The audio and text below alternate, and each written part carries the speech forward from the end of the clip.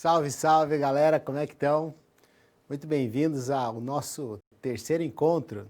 Nós estamos tratando a disciplina do composto mercadológico. Você já me conhece, sou o professor Tom, seu amigo, e essa disciplina diz respeito às principais ferramentas, as ferramentas mais basilares do marketing. E você se recorda que a gente já tratou da ferramenta produto no nosso primeiro encontro, e aí você percebeu que produto, na verdade, é uma oferta que é composta pelos bens, produtos que têm existência corpórea, que você pode pegar, experimentar, estocar, cujo maior valor é produzido nas fábricas e que ele pode ser separado de quem produziu, que a produção acontece num momento, em um lugar, a distribuição em outro momento, em outro lugar e o consumo em outro lugar também. Então você viu diversas características dos produtos e dos serviços, que são aquelas ofertas imateriais, intangíveis, que não têm materialidade, cujo maior valor acontece exatamente no momento da interação entre quem está prestando serviço e quem está recebendo.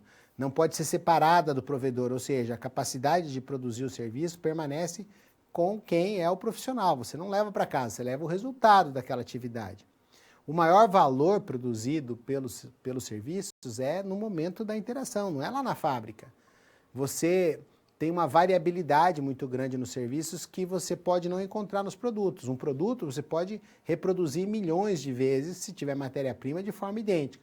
Agora, não tem um serviço que é idêntico ao outro. Não tem uma aula que você assistiu comigo que vai ser idêntica a outra aula. Por quê? Porque eu mudo, você muda, a situação muda. E aí a gente vai, não é, fazendo serviços, prestando serviços diferentes. E também você percebeu que para que um bom produto seja percebido como produto de qualidade, ele precisa de serviços que cooperem. E vice-versa, um serviço para ser conhecido como um bom serviço, para ser reconhecido como um serviço de qualidade, ele precisa de bons produtos. Eu lembro de ter dado o exemplo da manicure, que se ela pode ser muito hábil, mas se ela usar um esmalte que não dura 2, 3 horas, o serviço vai ser percebido como ruim. Depois falamos dos níveis de produto, que tem bens de um determinado tipo, bens de outro tipo, e tal. Fomos trabalhando essas questões. Num segundo momento, o que a gente fez? A gente trabalhou a questão aí do segundo P, a segunda ferramenta, que é a praça.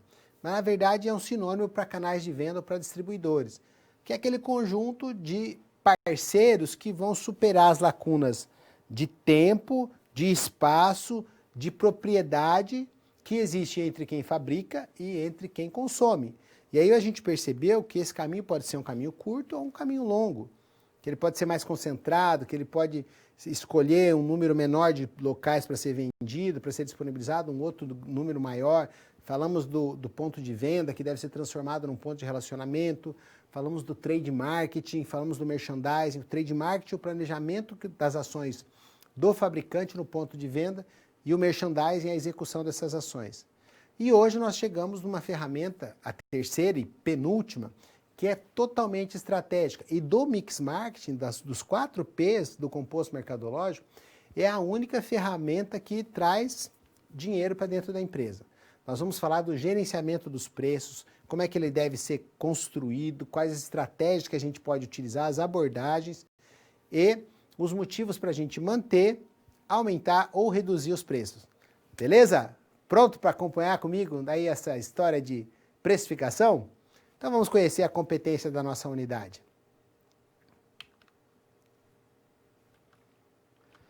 Vamos falar do gerenciamento de preços, conhecer os métodos e as técnicas de gerenciamento e vamos reconhecer que as empresas precisam definir os preços e essa definição precisa ao mesmo tempo, tem que ser um preço atrativo, que atrai cliente-alvo. Tem que ser um preço que nos mantenha equilibrados com os nossos concorrentes. E ainda, além dessas duas principais funções, tem que ser um preço capaz de gerar retorno financeiro que os acionistas esperam. E aí isso não é fácil. Por quê? Porque as situações de mercado se alteram muito rapidamente. Hoje em dia, o cliente tem muita facilidade de comparar pela internet, ele vai comparando os preços dos concorrentes, ele tem muito acesso. E quanto mais opções ele tem, maior poder de escolha também. E a gente acaba encontrando alguma dificuldade de monitoramento dessas adaptações. Portanto, o preço tem função estratégica e, como tal, é que precisa ser encarado por mim e por você, meu amigo, minha amiga. Vamos lá.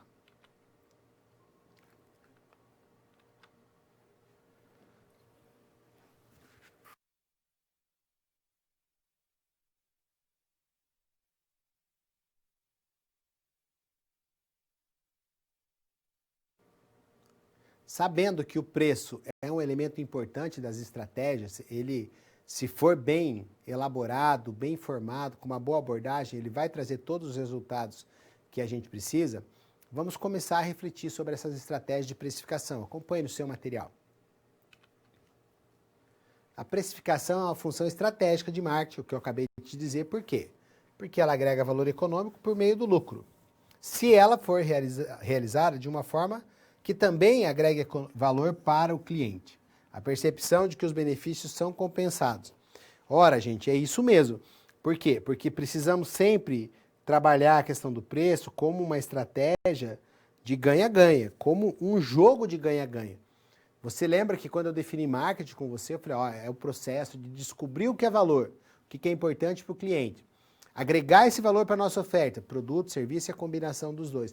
Mas aí tinha uma próxima etapa que era sustentar esse valor ao longo do tempo por meio de trocas que sejam percebidas como um jogo do ganha-ganha. Porque se eu cobro muito caro e o cliente leva um produto de pouca qualidade, ele perdeu, eu ganhei. E aí ele não vai repetir, não vai sustentar o valor, porque ele não vai querer fazer negócio comigo de novo, não é verdade? Para que o cara vai querer trabalhar com alguém que, né, tem uma atitude ali que não o recompensa pelos recursos que ele disponibiliza para conseguir a solução? Então ele tem que ser plenamente satisfeito com aquilo que ele receber como a solução para o seu problema. Então o preço tem que fazer que ele tenha essa percepção que tudo que ele investiu ali para conseguir aquela solução seja plenamente recompensado. E aí tem uma primeira consideração que é preciso ficar bem firme na tua cabeça e na minha, que preço é diferente de custo. Vamos entender o que isso quer dizer. Normalmente, não é possível que você já tenha observado por aí que a galera usa termo preço e custo como se fosse a mesma coisa. Não é. Um bom administrador de marketing nunca vai usar esses termos como sinônimo. Por quê? Preço agrega valor e custo é um componente do preço. Deve ser considerado.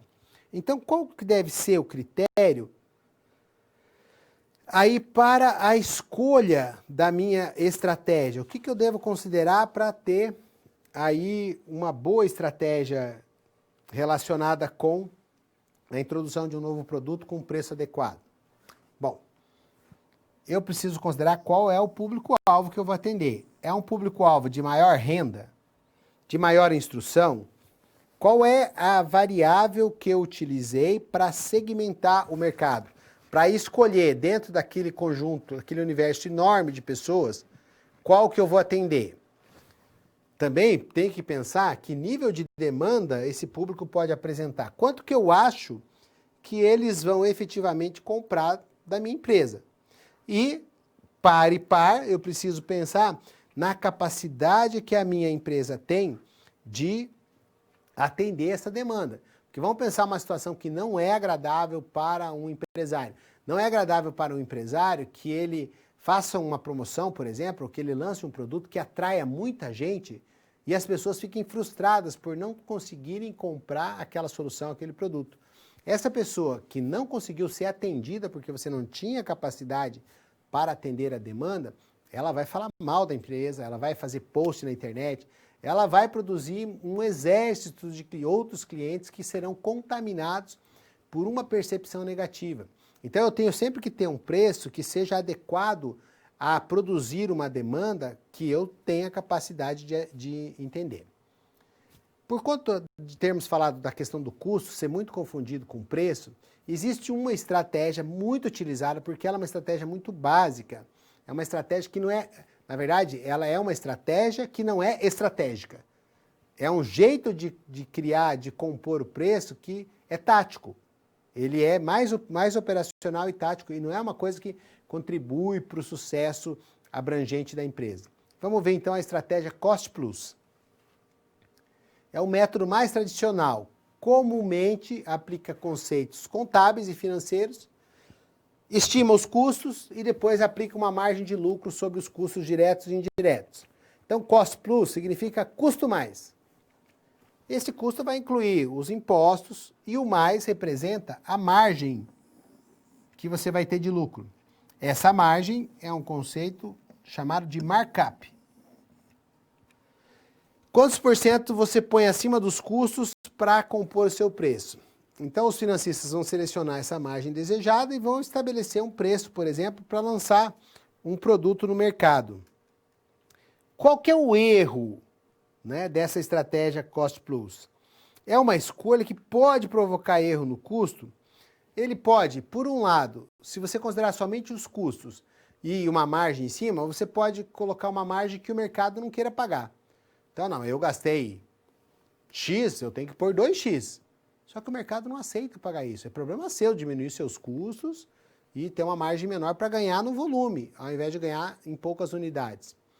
Ou o contrário, você coloca uma margem, não, eu gastei X, tive custo de X, vou vender o produto a 2X. Só que o mercado aceitaria pagar 4X, 5X, e você está deixando de ganhar, e pode ainda estar lançando para o mercado uma ideia de que esse produto não tem qualidade.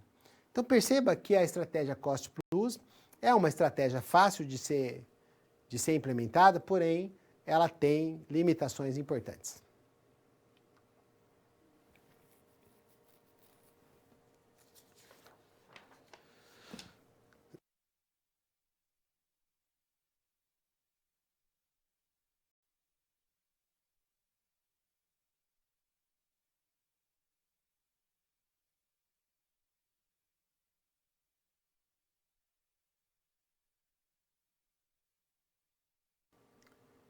Nós podemos considerar uma estratégia mais pertinente, mais completa do que a estratégia Cost Plus, que é aquela do custo mais, com o markup, uma margem de lucro sobre os nossos custos, a estratégia do preço-alvo. O que você vai perceber?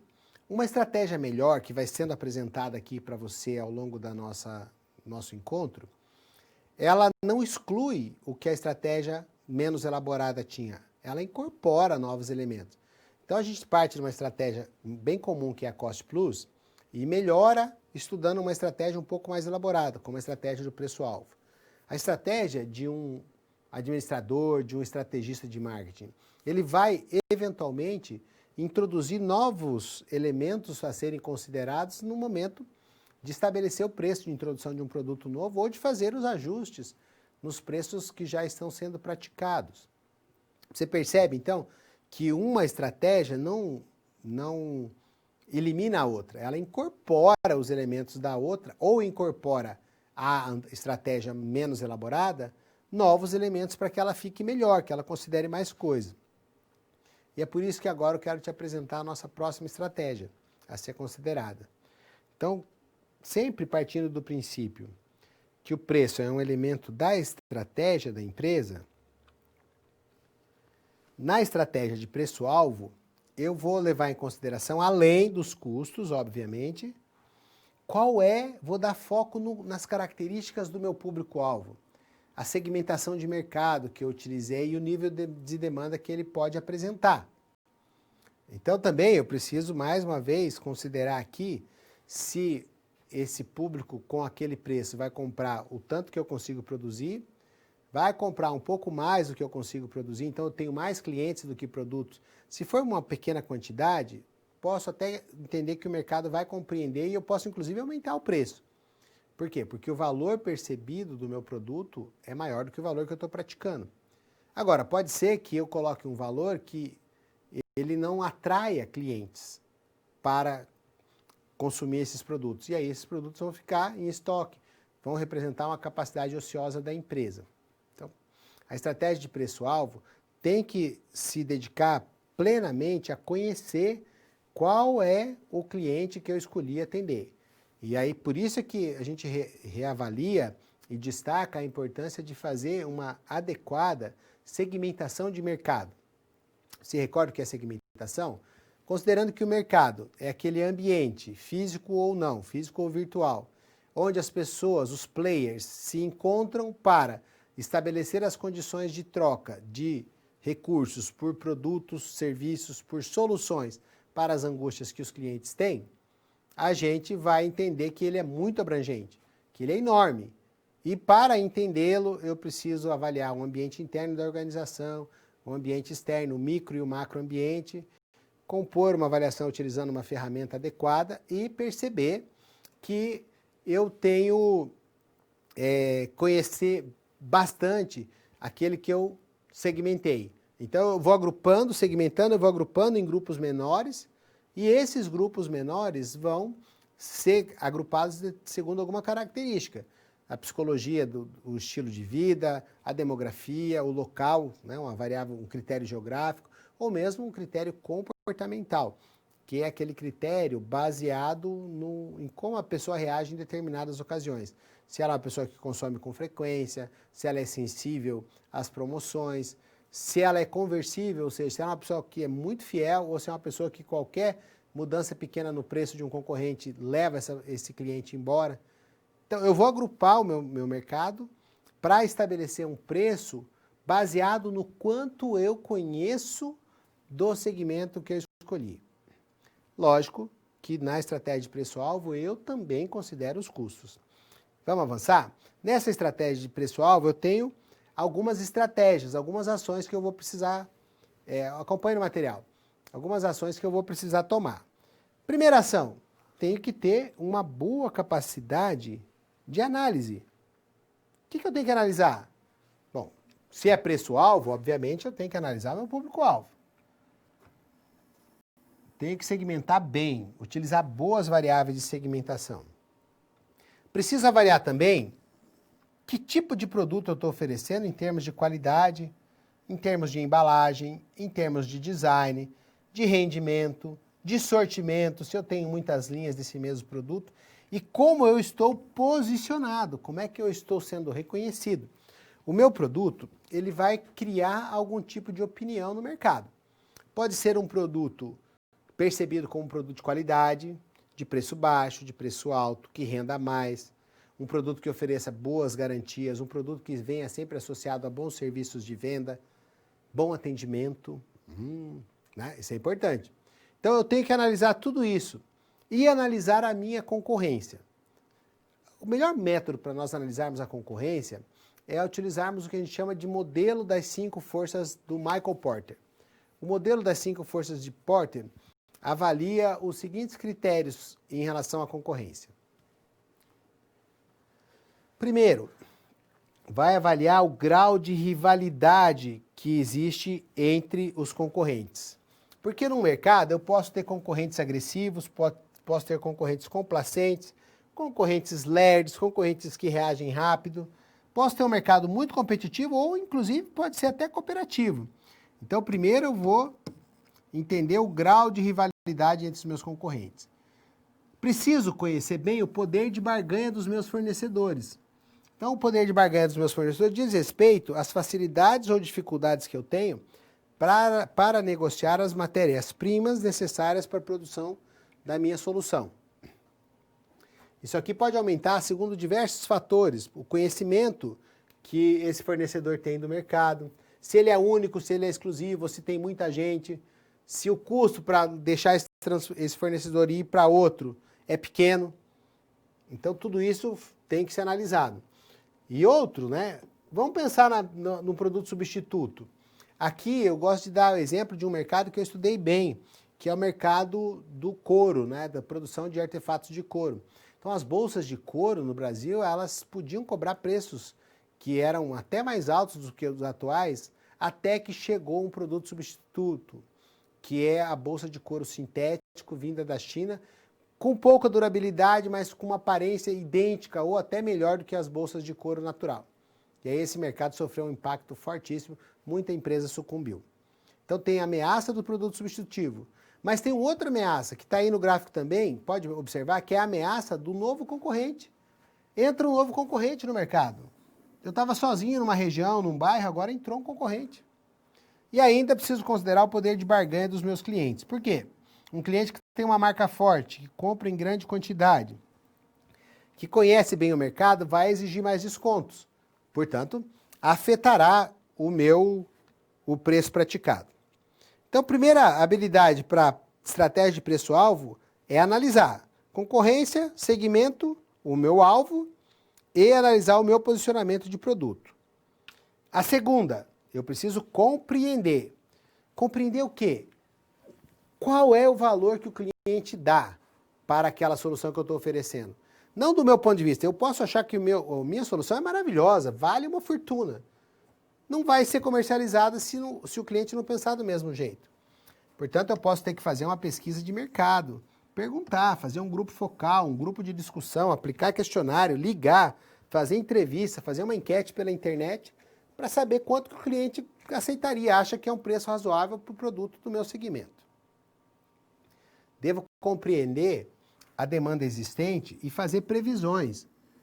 Ora, tem uma pandemia, as pessoas vão ficar desempregadas. O que vai acontecer com o consumo? Vai diminuir. Então, eu tenho que calcular, fazer estimativas. E sim, preciso compreender adequadamente quais são os meus custos de produção. Que isso aqui é uma das principais falhas da estratégia Cost Plus. As pessoas acham que os custos são simples, e não são. São custos que podem ser disfarçados, custos que a gente não consegue perceber. A propósito de eu ter falado de pesquisa de mercado, eu coloquei aí as etapas de uma pesquisa. Primeiro tem que definir o problema, fazer a abordagem do problema, realizar um bom projeto, porque pesquisa é um método científico, coletar os dados, aplicar uma análise estatística nesses dados e produzir relatório final para as pessoas que têm interesse. E mais, eu preciso ainda ter a habilidade de estabelecer um preço competitivo, que ao mesmo tempo atrai o cliente, não seja alto demais, e atraindo o cliente gera retorno financeiro para a empresa, dentro da estratégia que eu selecionei. Veja quanta coisa para que a gente possa considerar. E essas considerações vão fazer você não errar. Então, para não errar, a gente tem que conhecer bem todas as estratégias.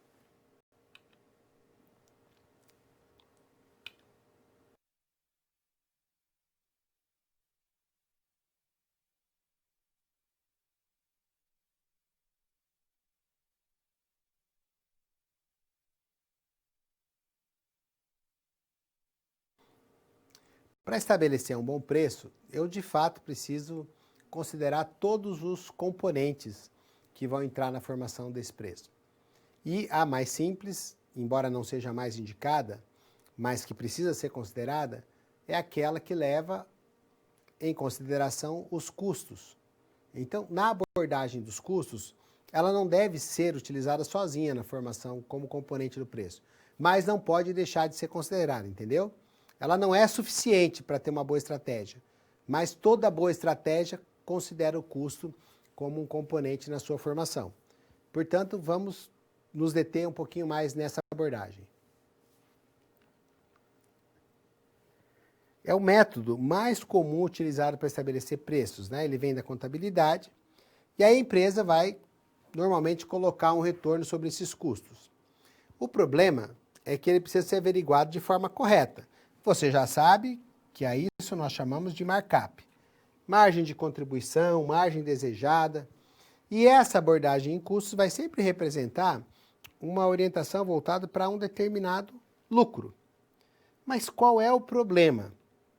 O problema é que esses componentes na formação do preço são muito difíceis de se estabelecer. Então é difícil você estabelecer o custo unitário de um produto, visto que ele normalmente varia com o volume de produção. Então é um método tático, não estratégico, e a base apenas nessa margem desejada, o markup,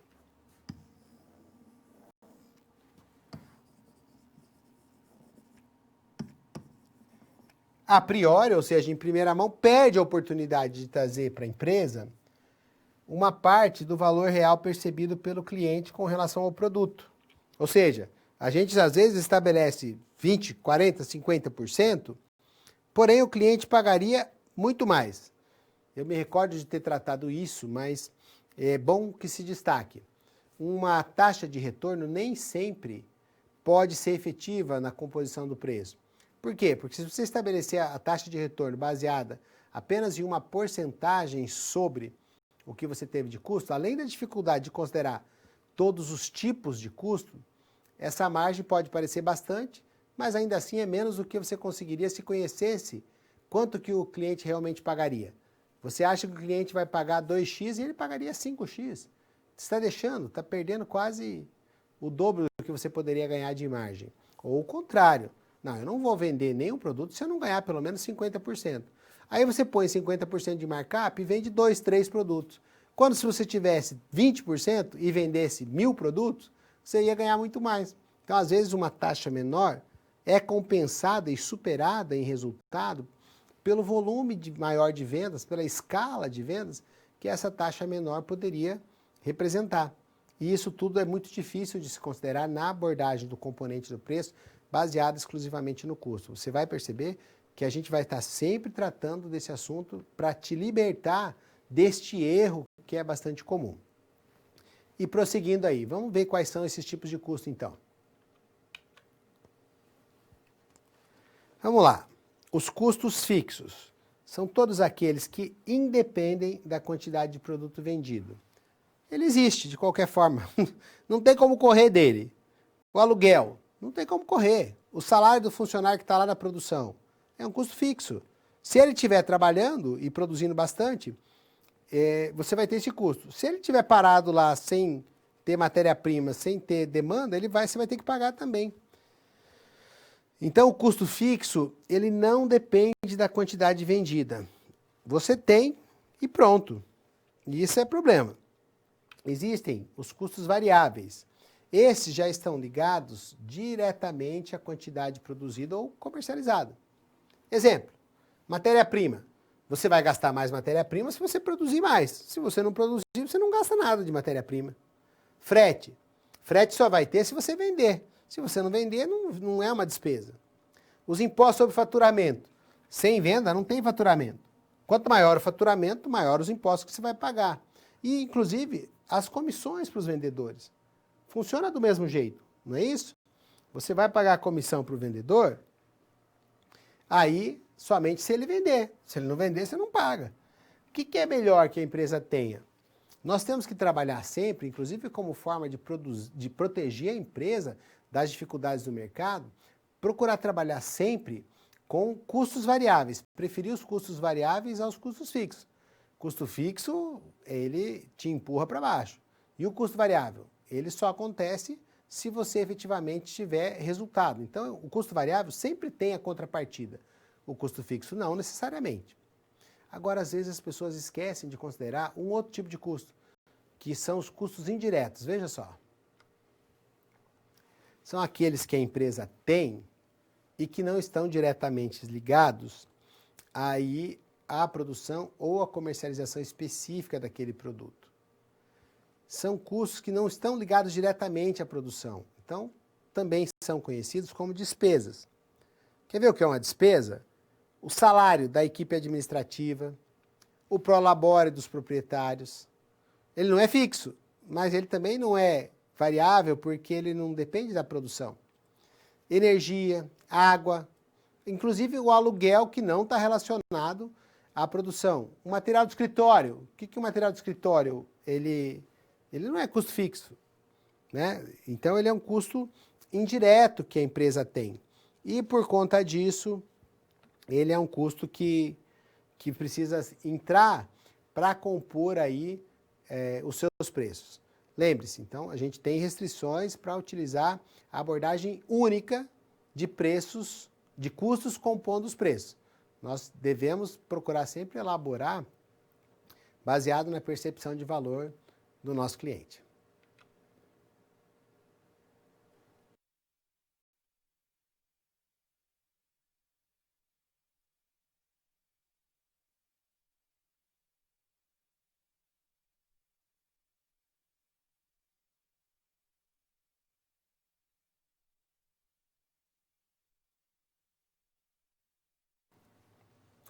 A primeira situação problema dessa nossa terceira teleaula é a seguinte: como definir corretamente o preço de entrada no mercado e como escolher um produto que seja ofertado a um preço justo? Vamos tentar responder? tem algumas etapas para que a gente possa fazer isso. Vamos lá, resolver a situação problema. Primeira providência. Primeiro a gente tem que entender, reconhecer mesmo, que a determinação dos preços toda empresa vai ter. Não dá para você ser empresário e não saber que você vai ter que pensar e determinar adequadamente o preço. Quer seja o lançamento de um novo produto ou um serviço, quer seja quando esse produto ou serviço adquire uma possibilidade de comercialização diferente da normal por um novo canal de venda, ou seja introduzido numa nova região, em novas culturas. Então essa é a primeira preocupação. A segunda é sempre ter à disposição a habilidade de conhecer as técnicas e os métodos que ajudam a desenvolver um processo seguro de precificação. Ou seja, não é algo que possa ser feito de forma amadora. De forma amadora vai ser cost plus, custo mais markup. Você tem que estabelecer, partir de uma forma amadora para uma forma profissional de estabelecimento de preço, não é? Tem que ser melhor do que isso. Então, para estabelecer um preço justo e adequado, você tem que passar inicialmente por essas duas etapas. Não dá para correr disso aí. Vamos ver a terceira etapa. Já que você vai ter que usar os custos, ou se você ainda for usar basicamente esse enfoque, não dá para deixar de considerar todos os custos envolvidos. E agora você já sabe. Quais são os custos envolvidos? Os fixos, inevitáveis, mais os custos variáveis, dependentes do volume de produção, e ainda custos indiretos. Sabe onde acontece muito erro? Nesses custos indiretos. As pessoas não colocam esses custos indiretos. E acham que estão ganhando dinheiro. Pode até estar ganhando, mas está ganhando menos do que poderia. Considerar como quarto passo para estabelecer adequadamente um preço justo de entrada no mercado, o enfoque do marketing, que parte da compreensão da percepção de valor do cliente, além de considerar os concorrentes, os preços dos concorrentes que estão naquela região. Quanto o cliente acha que é justo pagar? Eu preciso saber a opinião dele. E aí, normalmente, eu vou precisar utilizar o quê? Uma pesquisa de mercado. E mais, quais são os preços que os meus concorrentes estão ofertando? Porque por mais que eu ache que os meus clientes, eu conheça que os meus clientes aceitariam pagar por determinado produto um valor X, se eu tenho concorrentes entregando produtos com a mesma qualidade, percebidos pelo cliente como equivalentes ao meu, sendo ofertados por preço menor, é lógico que eles vão preferir o do concorrente. E a minha estratégia de precificação, ainda que tenha sido baseada em informações, se eu considerar somente essa informação, eu vou perder a oportunidade para os meus concorrentes. Por quê? Porque o meu concorrente pode ter conseguido uma condição de negociação com os fornecedores dele melhor, ter obtido a matéria-prima mais barato, produzido em maior quantidade, e estocou e agora ele está ofertando, mas por uma margem menor.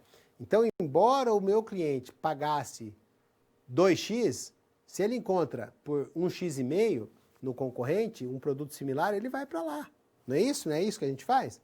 Por isso que eu falo que a disciplina de composto mercadológico é de muito fácil compreensão.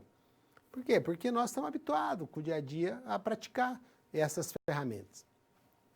Mas ainda precisa, para estabelecer um preço justo e um bom preço de entrada no mercado, de mais algumas ações. Vamos ver quais são. Eu preciso entender que considerar apenas... Bom, isso já você não tem como errar, né? Porque o tanto que eu estou falando, considerar apenas custos é bastante arriscado. Os insumos dos produtos têm custos que variam muito. Por exemplo, com safra, com inflação. Essa variação com safra diz respeito a um conceito chamado sazonalidade. Sazonalidade é um período de tempo menor dentro de um período de tempo maior. Por exemplo, um mês dentro de um ano, uma semana no mês, um dia dentro da semana, em que as coisas acontecem de jeito diferente do normal. Então, às vezes a gente estabelece um preço de entrada com uma margem modesta e isso não dá muito resultado. Ou a gente entra com uma margem pequena e depois a gente precisa alterar o preço para garantir a sobrevivência da empresa e o cliente percebe isso como uma manobra que não é correta da nossa parte. E para finalizar, a gente tem que estudar livros, artigos, ter aula, partir para uma etapa de coleta de dados que permita, antes mesmo de estabelecer o preço para o produto, saber, considerando com as nossas habilidades de marketing, qual é a melhor estratégia para cada um dos casos que nós vamos estar trabalhando. Tá certo? Então, tem aí um roteirinho que vai te dar as melhores dicas do que fazer para estabelecer o preço adequado.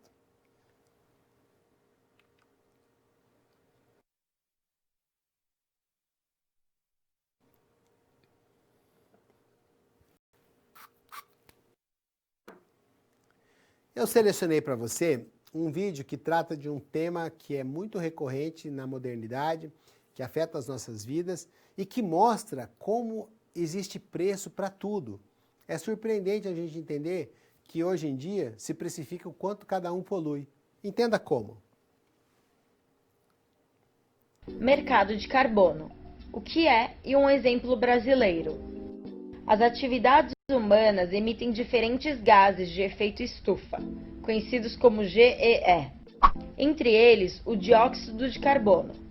Juntos, esses gases estão intensificando o efeito estufa e mudando o clima.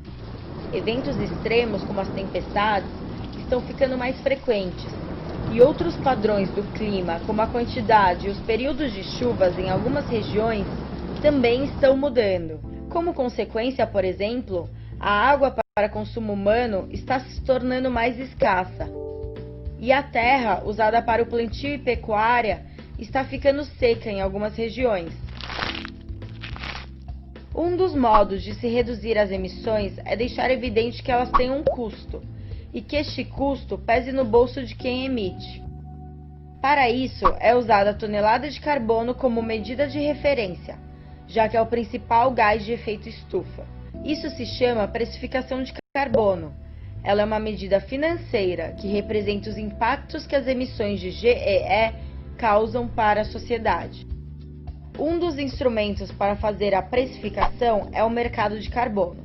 E o sistema mais comum desse mercado é o Cap and Trade. Vamos ver no exemplo como isso funciona.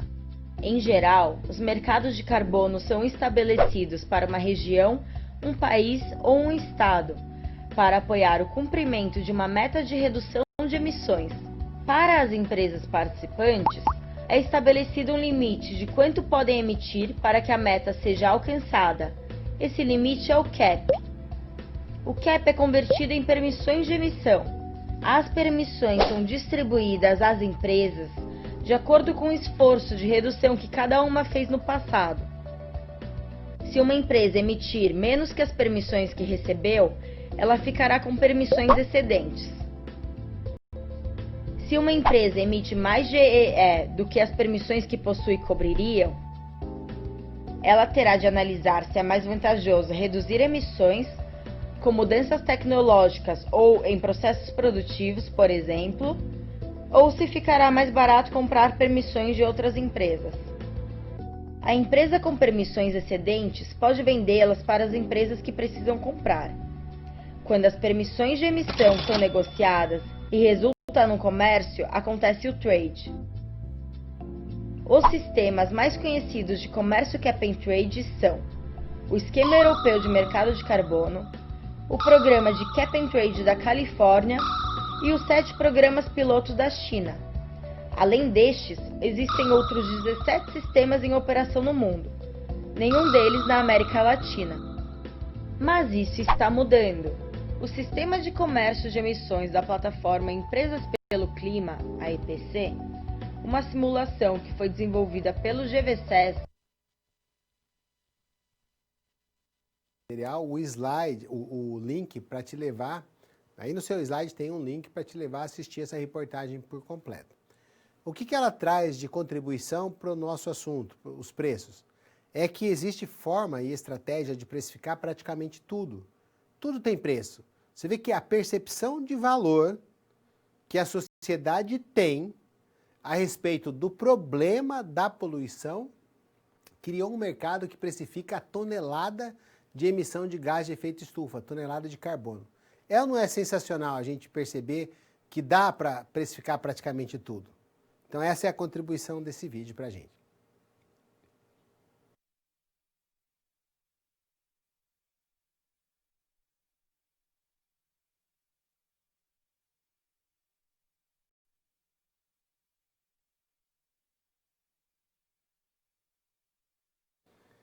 Vamos pensar na composição dos nossos preços agora, nos aspectos relacionados a uma abordagem que considera bastante os nossos concorrentes.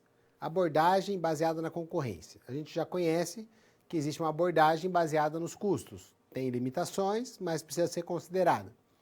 Mas também precisamos considerar os preços que os nossos concorrentes praticam. Acompanhe. Nesse método, o administrador de preços vai se preocupar em conhecer não somente o preço praticado pela concorrência, mas o que esse preço representa em termos de qualidade, de rendimento, de sortimento, de agilidade. E aí eu preciso compará-los com os meus. E nesse caso, eu vou selecionar uma de 3 posições possíveis. São as 3 que dá para a gente escolher. Eu pratico um preço menor do que a concorrência, um preço igual ou um preço acima.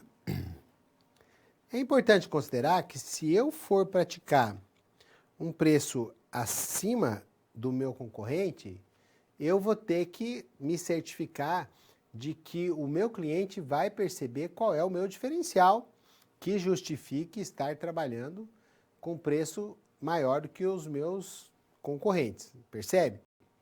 Eu preciso, por meio de uma campanha de marketing, por meio de um esclarecimento, de alguma forma, alguma informação nas embalagens, ações de merchandising no ponto de venda, eu preciso explicar para o cliente por que o meu produto está maior. De maneira geral, a gente vai procurar, se a gente for o líder de mercado, quem dita a tendência, quem lança as inovações primeiro, eu vou ter possibilidade de praticar um preço acima da concorrência. De maneira geral, o meu preço tem que estar no mesmo par e passo com a concorrência se a qualidade for similar. Ou se a minha qualidade for abaixo, eu vou possivelmente estar executando uma estratégia de nicho, que é ocupar uma parcela da população que não consegue pagar pelo melhor produto. E um preço menor, na maioria das vezes, é associado pelo nosso cliente como um produto de menor qualidade. Então, cuidado com isso. Vamos para a nossa próxima consideração na formação dos nossos preços. Então, tem a abordagem do custo, a abordagem com base na concorrência. Já na abordagem com base na percepção de valor do cliente, que é o que nós vimos sempre destacando aqui, esse método é considerado estratégico. Por quê? Porque ele é mais elaborado, ele é mais inteligente, ele contribui de fato para a realização da missão e da visão da empresa. E ele parte de um profundo entendimento de como os nossos produtos e serviços, portanto, a nossa oferta, gera valor para esse cliente. Então, esse entendimento é o principal insumo para o trabalho desse estrategista de marketing, estrategista de preço. Então, é importante que a empresa conheça bem por meio de pesquisas o seu mercado, sempre ouvindo as opiniões, observando os potenciais clientes naqueles locais específicos que nós vamos atuar. Por isso que essa abordagem com base na percepção de valor do cliente é uma abordagem espetacular. É justamente a abordagem que vai nos fazer obter mais sucesso. Então eu tenho que ter sempre algum integrante da minha força de vendas se comunicando, se aproximando do cliente naquele mercado que a gente escolheu como segmento determinado para oferecer uma solução. E aí eu vou descobrir como é que ele gosta de usar, quais as quantidades que ele gosta de usar, qual que é a apresentação mais adequada, se ele usa em grandes quantidades, mas prefere embalagens menores para fracionar conforme vai utilizando ao longo do tempo. Cada uma dessas perspectivas, cada uma dessas informações que eu obtenho, vão favorecer que eu alinhe a qualidade e as características da minha oferta ao melhor uso e à melhor percepção de valor para o cliente. Porque, mais uma vez, é importante que nós trabalhemos no marketing com o que é valor do ponto de vista do cliente. Porque eu posso saber todos os atributos do meu produto, saber a dificuldade com que ele foi produzido, saber os processos produtivos elaborados pelos quais ele passou, só que isso pode não importar para o cliente. O cliente quer é algo que resolva. E aí a gente fica achando que está ofertando uma grande solução, mas não comunica adequadamente toda a importância dessa solução para o cliente e ele acaba não se sentindo recompensado. É muito importante que a gente atenda e satisfaça plenamente as expectativas de cada um dos nossos clientes. Por quê? Porque o custo para ele, o preço que ele paga, não é apenas o preço monetário, o preço em dinheiro. Existe um preço não monetário, que também faz parte da composição da percepção de quanto ele está despendendo para obter a solução que a nossa oferta representa. Então vamos perceber isso. Vamos lá. Né? Então a chave, a percepção de valor do comprador e não os custos, é que são os fatores chaves para determinar então o nosso preço. Vamos destacar mais uma vez o uso da pesquisa de marketing e também considerar o posicionamento do produto. Como eu te falei, deve-se mostrar ao consumidor todos os atributos do nosso produto. Ou seja, bota um asterisco aí, tá? Devemos mostrar o valor que a oferta de fato representa. Isso vai fazer com que o cliente sinta-se recompensado nesse aspecto. Como é que o cliente percebe o preço, gente? Ele não percebe o preço somente pelo dinheiro que ele gastou, um preço monetário objetivo. Você colocou um determinado valor em reais aqui, ele paga esse preço. Só que não é só isso. E se ele teve dificuldade, se ele sacrificou muito tempo para poder encontrar o seu produto, se ele teve que despender muita energia na negociação para chegar num preço adequado, se ele não tem a percepção de que o nosso produto realmente vale, se ele não foi comunicado dos nossos atributos, das nossas qualidades, esses três elementos, tempo, energia e psicologia, compõem uma parcela do preço percebido total que nós conhecemos como preço não monetário, que somado aos recursos expendidos vão compor aí o preço percebido total. Um bom estrategista de marketing vai sempre se informar a respeito desse preço percebido total. Vai considerar o tempo, a energia e as condições psicológicas que estão envolvidas num processo de transação comercial.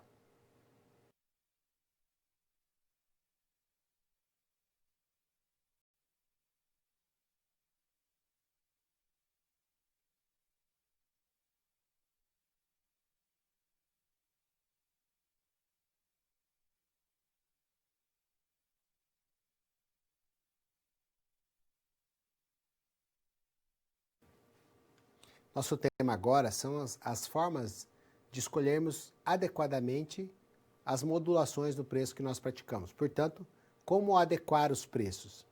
Eu preparei um gráfico, uma figura, que vai te demonstrar quais são as possibilidades mais utilizadas, o que é que a gente tem para lançar mão de como agrupamentos dessas formas de adequação de preço.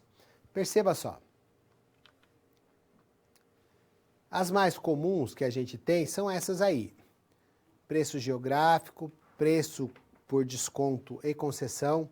E eu vou te explicar que desconto e concessão são coisas diferentes. A característica do preço promocional. Preço promocional é ele tem uma característica bem marcante. Preço discriminatório. Já vou te adiantando o que é um preço, uma estratégia de adequação de preço para mix de produto. Pensa assim, você tem uma alfaiataria e você tem o mesmo modelo no tecido de tergal ou no tecido de microfibra. Você vai ter que dar um preço diferente para cada um. Ou ainda, um exemplo bem conhecido de preço para mix de produto, e que eu acho que vai fazer também, vai ser fácil de você entender, é o preço do seu plano de telefonia móvel, ou o seu plano do seu celular.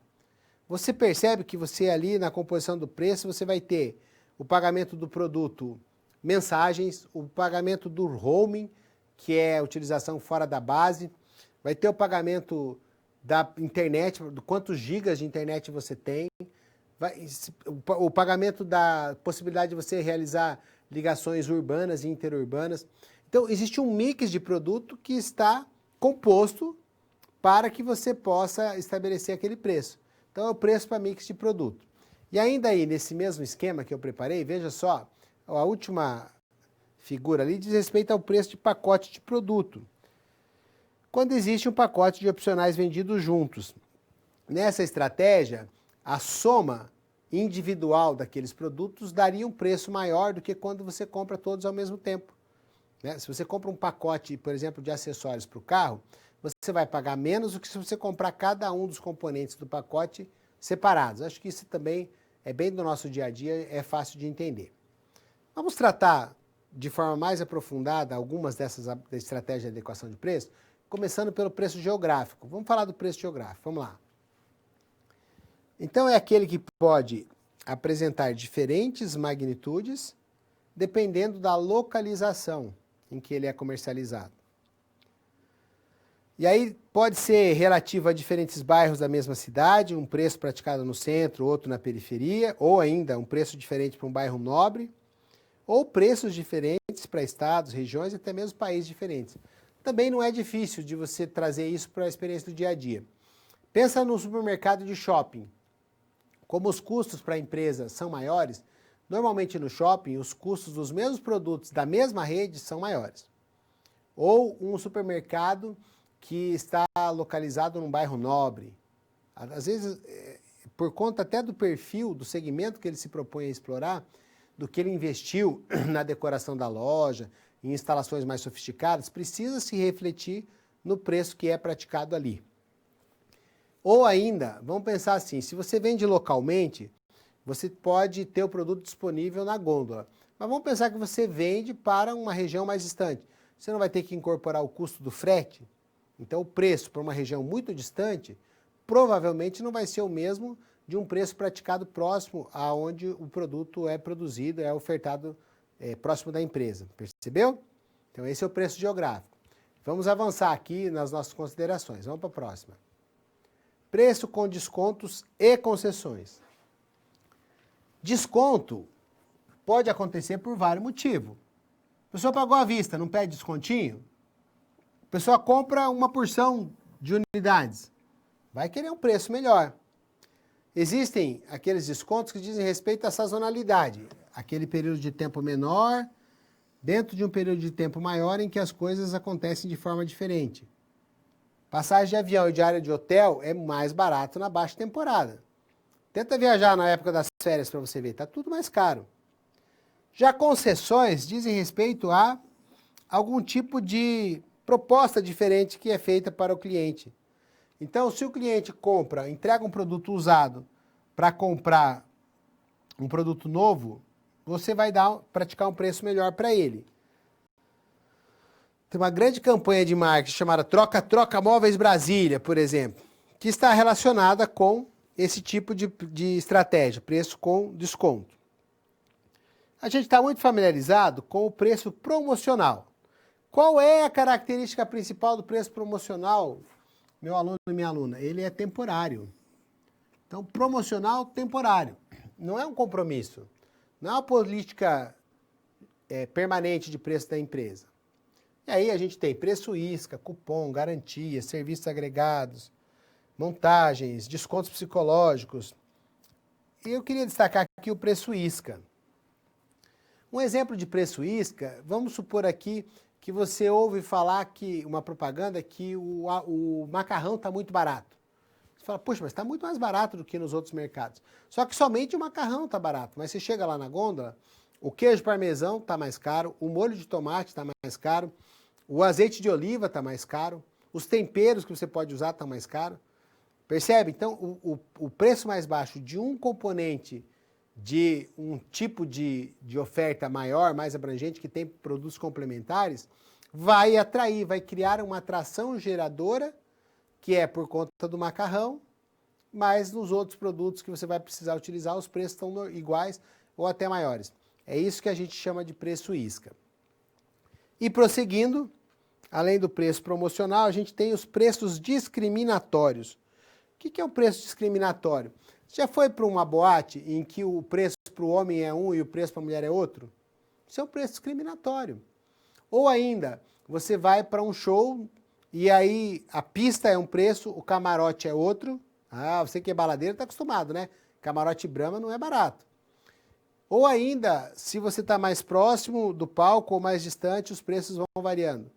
Isso que é um preço discriminatório, tá certo? Agora, tem que tomar cuidado que esses preços, eles guardam algumas questões relacionadas a esses preços, são questões que têm regulação. Por exemplo, você não pode oferecer o preço para alguém que tem uma determinada cor diferente do preço de outra pessoa que tem uma cor diferente, percebe? Nós temos que ter esse cuidado com a legislação. Então essas são as estratégias de adequação de preço que a gente utiliza de forma mais comum e eu tenho convicção que você compreendeu bem.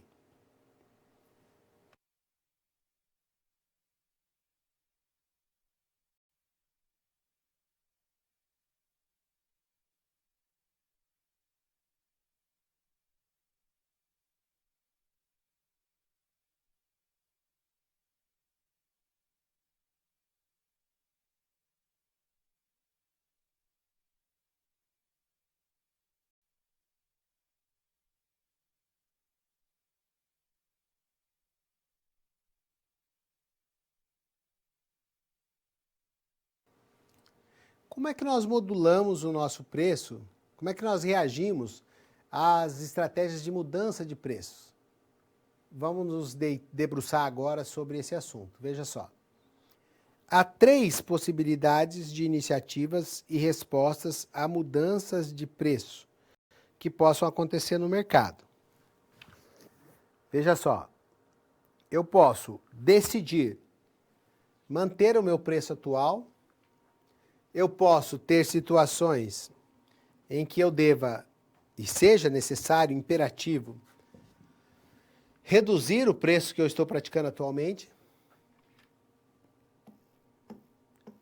Ou ainda, existem situações em que eu possa aumentar o preço atual. Para manter o preço atual, eu devo considerar algumas questões. Veja só.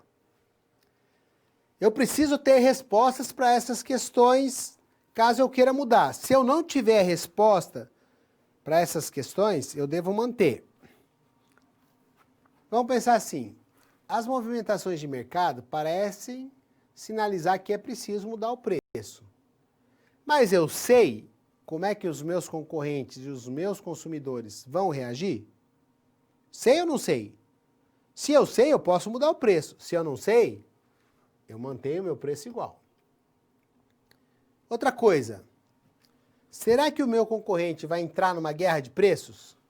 Se eu conheço bem a concorrência e sei que ele é um complacente, que ele não reage muito, que ele é acomodado, eu mudo o meu preço. Agora, se eu sei que eu estou num mercado competitivo, que o cliente reage instantaneamente, eu posso cair numa guerra de preço. Sabe o que é guerra de preço? Acontece naqueles mercados que são muito fortemente competitivos. E aí eu diminuo, um exemplo, R$2 o meu preço. O meu competidor, meu concorrente direto, diminui 3. Aí eu diminuo 4. Aí ele diminui 5. Eu diminuo 10, ele diminui 15. E aí nós vamos nessa... Esse é o jogo do perde-perde. Eu perco e ele perde. E o cliente acaba perdendo. Porque, afinal de contas, essa mudança de preço vai levar a uma perda dos lucros, porque ela vai ser excessiva, e eu vou ter que mudar a qualidade do meu produto para me sustentar nesse mercado. Então, se eu não tenho resposta para a possível reação do meu concorrente, eu mantenho o preço como está. Compreendeu? E mais, para manter o preço, é bom que eu mantenha o preço se eu não tiver resposta para a seguinte pergunta. Será que o consumidor vai receber essa mudança de forma positiva? Se eu não sei se ele vai receber essa mudança de forma positiva, eu não devo mexer no preço.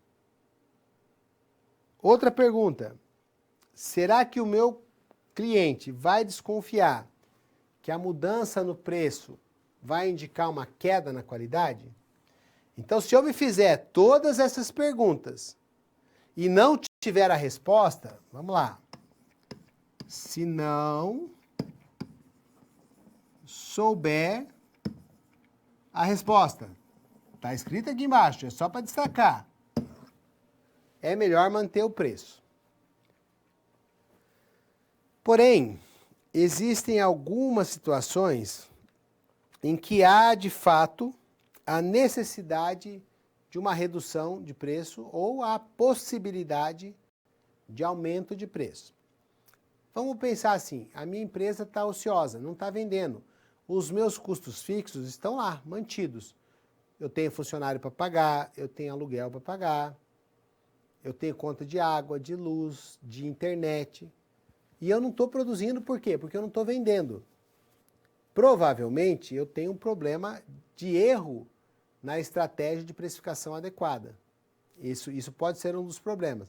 Então, quando eu estou com a capacidade ociosa, eu tenho uma boa indicação de que eu devo reduzir o meu preço. E tem algumas outras situações. Vamos ver. Então, além da capacidade ociosa, eu posso estar tendo um declínio da participação no mercado. Ou seja, eu estou perdendo o mercado. Vamos pensar assim. Se a gente considerar o mercado como uma pizza, as fatias dessa pizza que cada empresa tem, domina, dizem respeito ao seu market share, ou seja, fatia de mercado. Vamos imaginar que eu tenha algo em torno de 40% no mercado, eu seja o líder desse mercado. E estou perdendo. Eu tinha 40% do mercado, agora estou com 30%, estou com 25%. Eu era líder de mercado, agora nem desafiante mais eu sou um seguidor de mercado, com 20% do mercado. Eu tenho que mudar meu preço. Ou o contrário, né? Eu sou um desafiante de mercado, eu sou quase o que vende mais, que domina aquele mercado.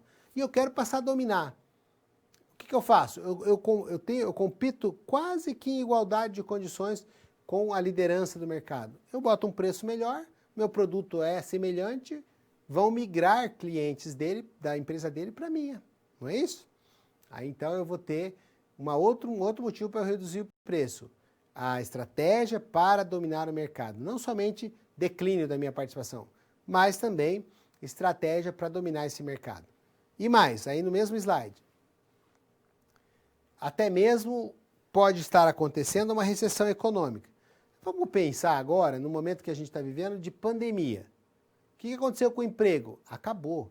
Inúmeros negócios foram fechados.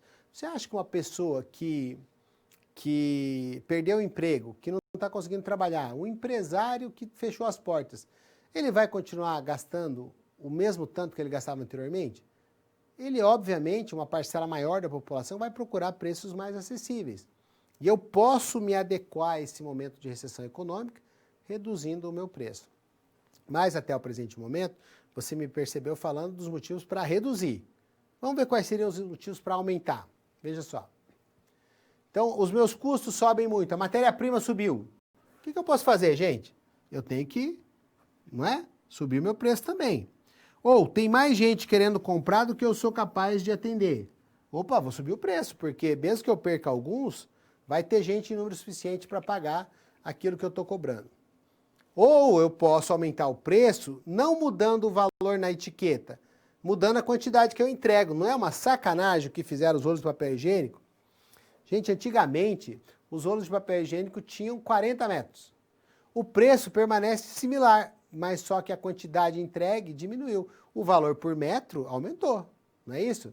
Se tinha 40 metros por um valor X, o valor X permanece. Só que agora se tem 30 metros, o valor do metro aumentou. Então essa estratégia tem que tomar cuidado, porque você pode ser crucificado pelo mercado, tá? Pelos clientes. Inclusive tem um site, um perfil no Instagram, chama Novos Produtos, que faz justamente esses apontamentos. Olha, esse produto aqui diminui a quantidade que ele entrega, mas permanece com o mesmo preço. Então, essas são as estratégias para manter, adequar os nossos preços, né? Manter, reduzir ou aumentar.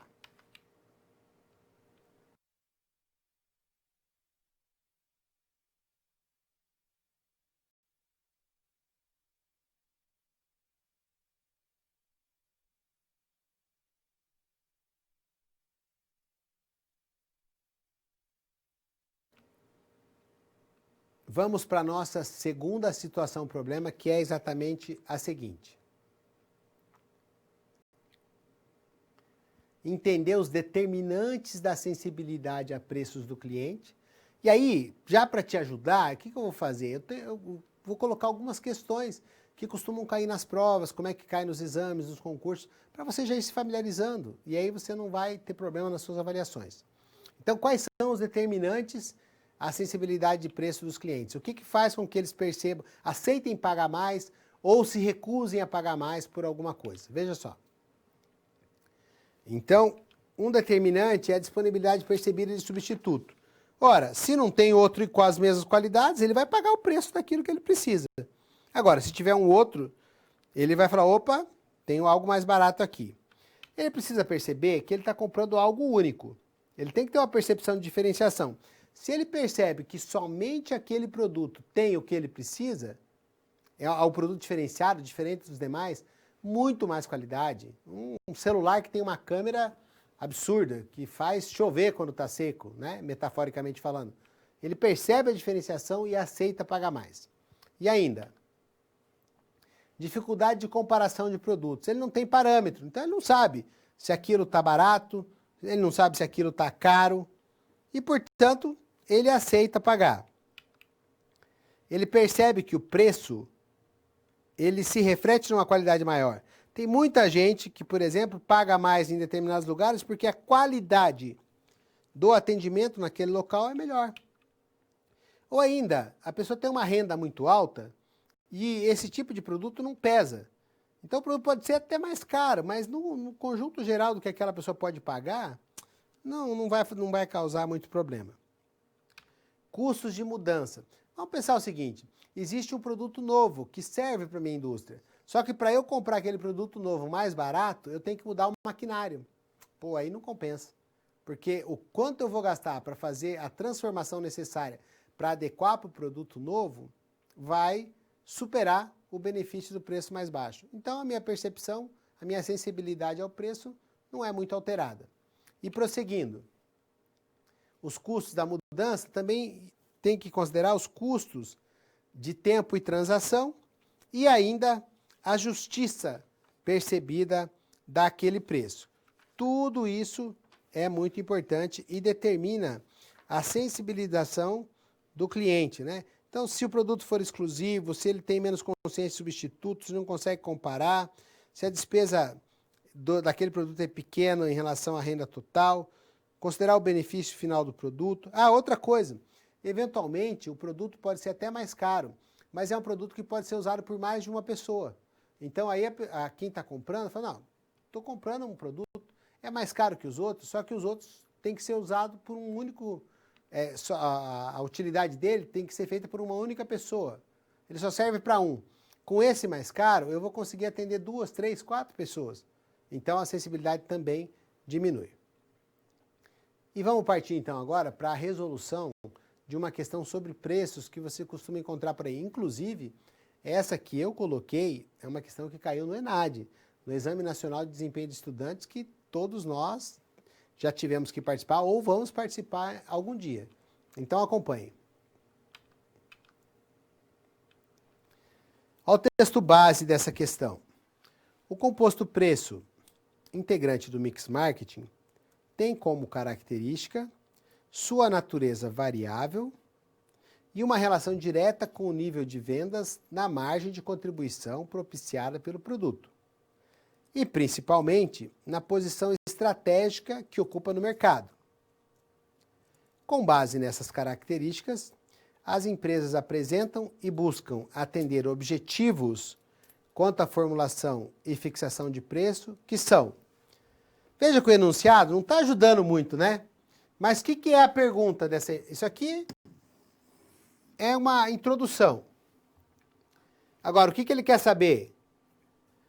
Quais são os objetivos das empresas quanto à formulação e fixação do preço?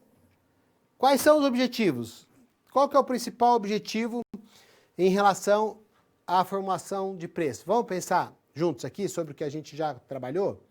Olha, eu tenho que ter um preço que faça o cliente se sentir recompensado. Primeiro elemento importante. O segundo, eu preciso ter um preço que remunere adequadamente os acionistas. Não é? Eu preciso ter um preço que também esteja coerente com o preço que é praticado pela concorrência. Terceiro ponto. Eu preciso ter um preço estratégico. Então, o meu preço não pode considerar, como você já aprendeu, apenas os custos. Ele tem que levar em conta custos, percepção de valor do cliente e concorrência, no mínimo, para que ele possa ser considerado um preço estratégico. Depois que a gente faz esse entendimento, descobre o que a questão está perguntando, nós vamos partir para o quê? Para verificar quais são as opções de alternativa que nós recebemos. Veja só. Eu, quando vou resolver uma questão, eu já procuro sempre eliminar as alternativas mais óbvias. Então, aqui fala de objetivos de preço. No meu objetivo de preço, eu devo considerar custos, receita, margem de lucro, somente isso? Não, isso aqui é uma cost plus, né? É uma abordagem que está baseada somente em custo. Então, não vai ser isso aqui.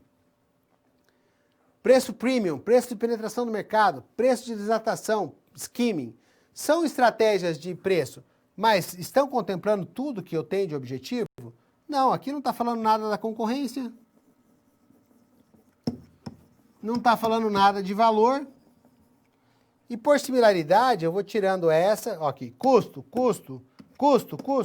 Gente, o objetivo de um preço não é só considerar o custo. Minimamente, aí, da Cost Plus, consideraria ainda uma margem sobre isso.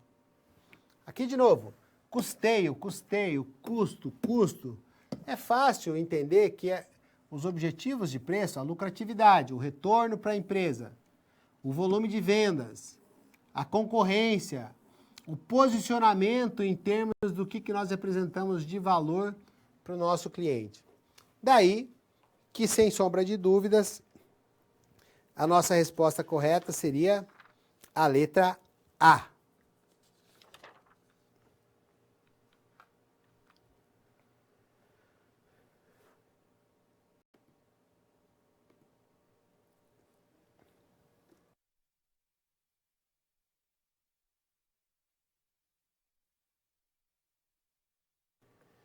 Pessoal, chegou aquele momento em que, por intermédio do nosso parceiro, o tutor que está aí fazendo a mediação e mandando para mim as suas dúvidas, suas contribuições, eu vou dar uma olhadinha agora, por alguns instantes, no que a gente tem de dúvida, de contribuição, e aí eu já volto na sequência para poder procurar, sempre com a maior boa vontade possível, né, dentro das minhas possibilidades, responder e tirar a sua dúvida, tá certo? Um instantinho só que eu já retorno.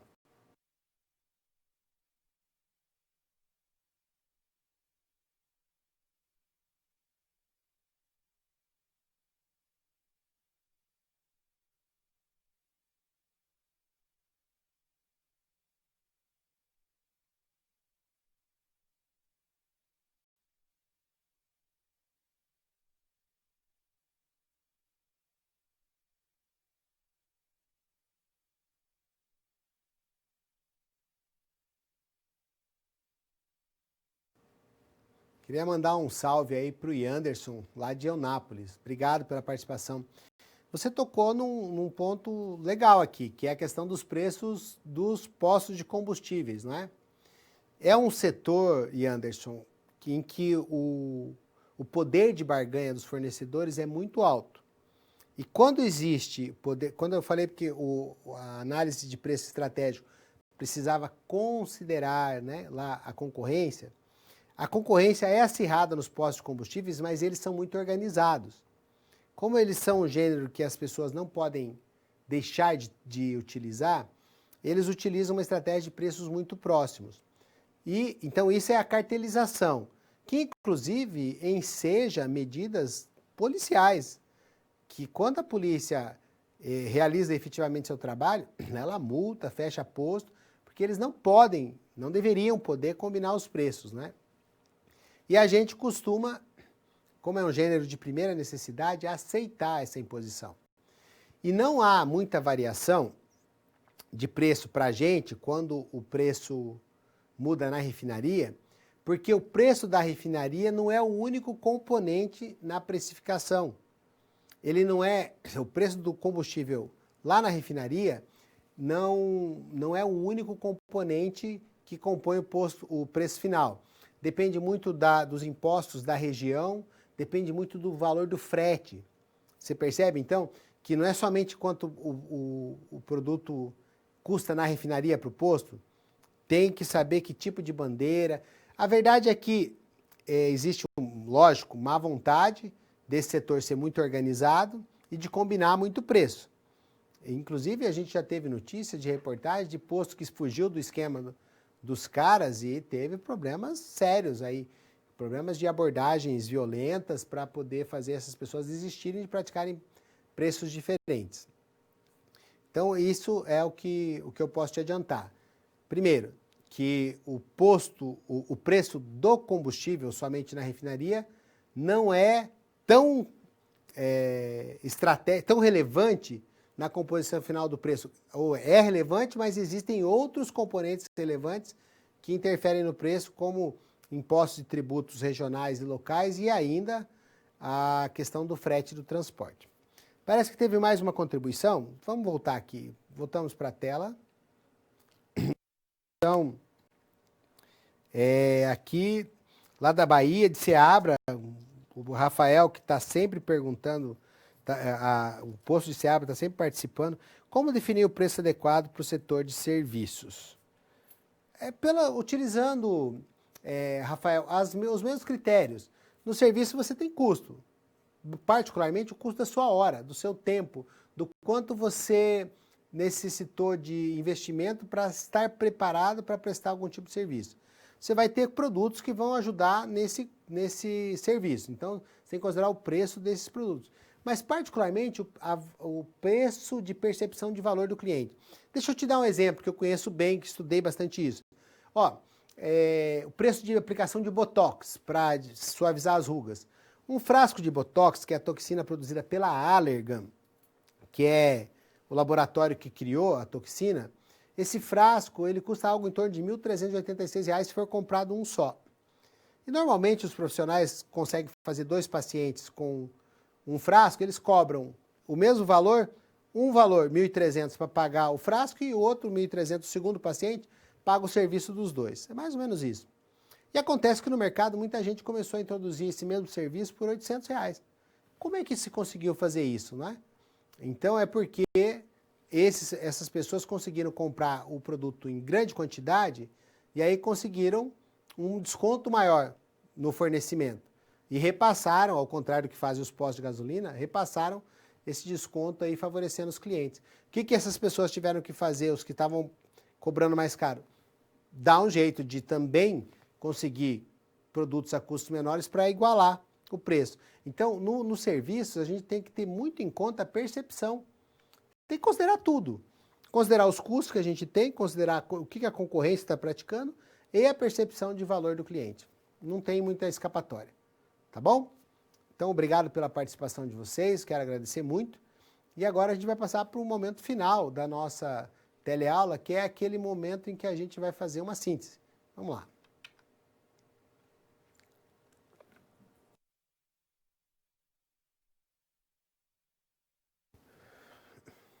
Bom, você percebeu nesse nosso encontro que o preço ele é estratégico. Ele é o único elemento do mix marketing que traz receita, produz receita. Ele traz dinheiro para dentro da empresa. E, portanto, ele deve, na estratégia de elaboração desse preço, principalmente, em síntese, tudo que a gente falou, nós não podemos considerar somente os custos e colocar o markup. Markup é o quanto eu quero lucrar em cima dos meus custos. Então, se eu tenho um custo de 10 e eu vendo por 20, o meu markup foi 10. Margem desejada de lucro. Isso não é suficiente, porque eu posso, com esse markup, estar cobrando mais do que os clientes querem pagar ou menos do que eles pagariam. Eu devo ter uma percepção que seja baseada no valor que o cliente ele tem da nossa solução, da nossa oferta. E esse valor passa porque eu descobri utilizar uma pesquisa para descobrir o que ele considera como valor, o que ele considera como um preço adequado e razoável. E que existem ainda diversas estratégias de adequação de preço, geográfica, discriminatória, concessão, mix de produto, desconto, promocional, e que eu devo considerar algumas coisas para manter os preços atuais, diminuir os preços, como a capacidade ociosa, ou aumentar os meus preços, quando justamente eu tenho um aumento dos meus custos. Então não basta considerar apenas os custos, devo considerar os custos, e todos eles, diretos, indiretos, fixos e variáveis, e ainda os meus concorrentes, além da percepção de valor do cliente. A percepção do preço total, que inclui o monetário e o não monetário, com sacrifício de tempo, energia e psicologia. Beleza? Desse jeito não tem erro, você vai estar cada vez mais podendo complementar os estudos com o seu livro didático e os demais materiais e formar uma base boa a respeito do assunto preço. Um forte abraço para você e espero que Deus nos dê saúde e energia para podermos nos encontrar no nosso próximo teleaula para finalizar a disciplina de composto mercadológico com o P de promoção. Um abraço e até lá.